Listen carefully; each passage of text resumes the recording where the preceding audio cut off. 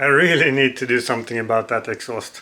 And as you probably know, the flaps are not working. I will take the exhaust and bring it to a workshop that can help me, because that is not something I can do. A few episodes back, I noticed that the flaps wasn't working on my sport exhaust. One side was moving, but the flap was not. And the other side was totally stuck. So I needed to buy new valves and add them to it. And the first challenge is to be able to lift this one. So I need some help, and hopefully it will fit on my car, which is this one. I can have it on the roof here, is my plan. And it will also be cool to have exhaust coming out from the back, from the roof, on an electrical car, right?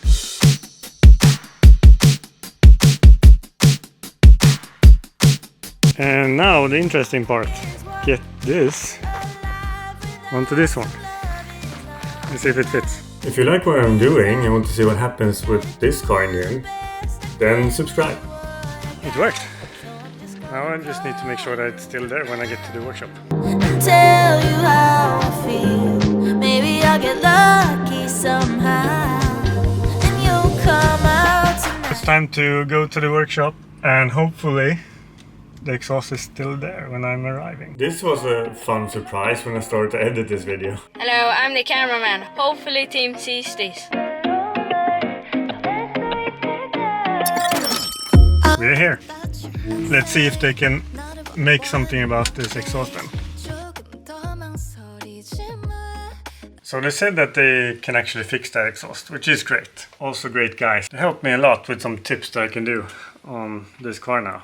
Especially with the engine, and maybe the problem we have is the air intake. Last time I started this car, it didn't go that well. That doesn't sound good, does it? That means that next week I will maybe mount the exhaust if it's ready. Otherwise I will do the smoke test and see if there's any air leak here, and hopefully there's no air leak. Or maybe I actually hope it is, because that will maybe solve the problem in the end. So see you next week.